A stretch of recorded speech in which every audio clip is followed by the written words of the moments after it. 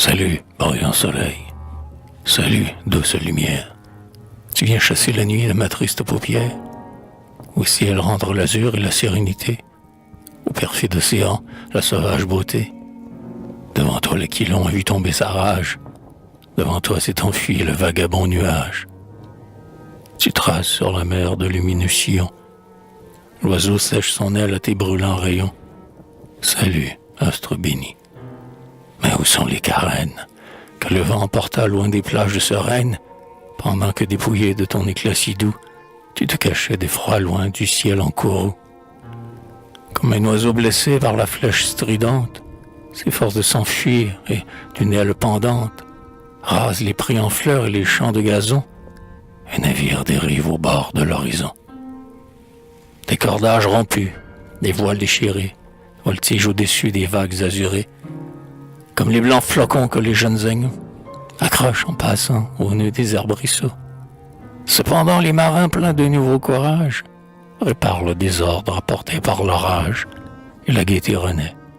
Le vaisseau diligent s'ouvre un large sillon sur la vague d'argent.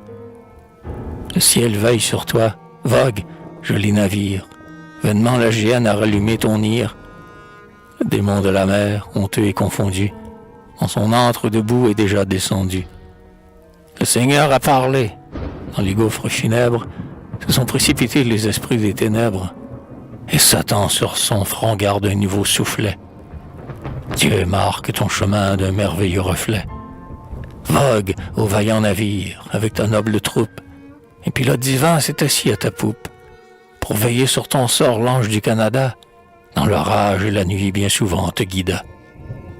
Et pendant de longs jours vogue la grande hermine. On sillonne tantôt une mer qui illumine le reflet chatoyant d'un paisible matin, que tantôt assombrit dans un morne lointain le roulement des flots vers la plage inconnue.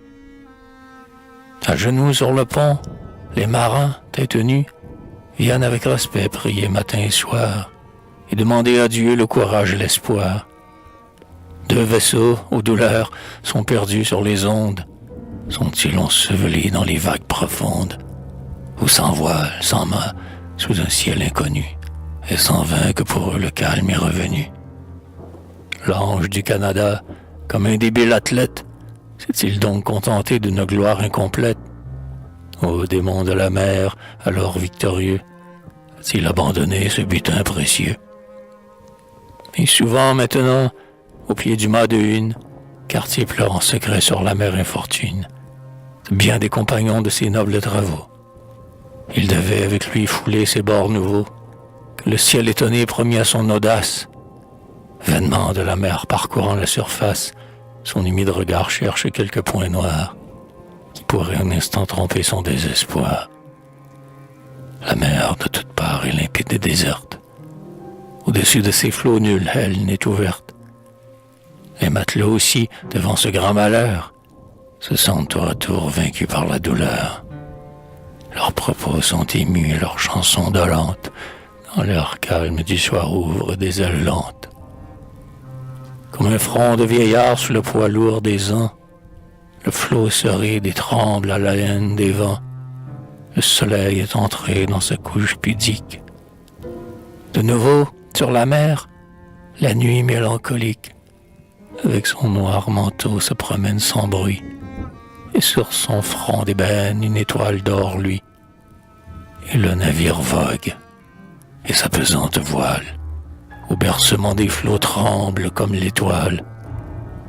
Endormis sur le pont, jeunes et vieux marins ont enfin au retour oublié leur chagrin. Mais Cartier veille, il prie. Une douce espérance ranime son courage et calme sa souffrance.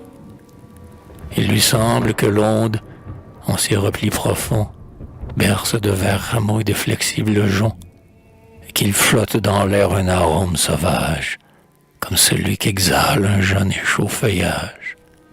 Et, sur l'aile des nuits, son cœur reconnaissant s'élève avec amour vers le Dieu tout-puissant. La nuit s'est envolée et le vent souffle encore. Au fond de l'Orient, la matineuse aurore lève son front orné d'un éclat chaste et doux. le soleil qui la suit comme un fidèle époux, d'une poussière d'or, des mille traits de flamme, émaille et fait briller la vagabonde l'âme. Poussant d'étranges cris, de sauvages oiseaux rasent dans le lointain la surface des eaux, ou planent dans les airs au-dessus du navire. L'espoir grandit encore, et l'on entend le rire des marins réunis sur le gaillard d'avant.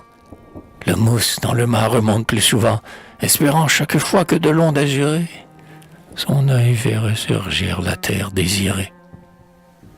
Le vent fraîchit toujours, et le fier bâtiment vers le monde nouveau s'en va rapidement.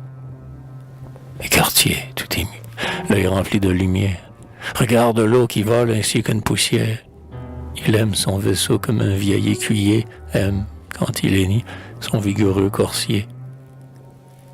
Quel est ce long coteau qui s'élève des vagues? Il est vêtu d'azur et ses formes sont vagues, comme un rêve d'amour dans un cœur innocent. Il s'avance, il va s'élargissant. Est-ce un monde réel? N'est-ce pas un mirage qui brille comme un songe aux yeux de l'équipage? Soudain, une clameur s'élève jusqu'aux cieux. Terre, terre, ont crié les matelots joyeux. Et le vaste océan redit, terre, terre. Et Cartier, tout en pleurs, courbant son front austère, adore dans l'amour le Dieu de sainteté, qui pour lui fait si haut éclater sa bonté. Et les vaillants marins, transportés d'allégresse, ne se souviennent plus des longs jours de tristesse. Ils montent de partout des chants et des clameurs. Les flots ne bercent plus que de sourdes rumeurs.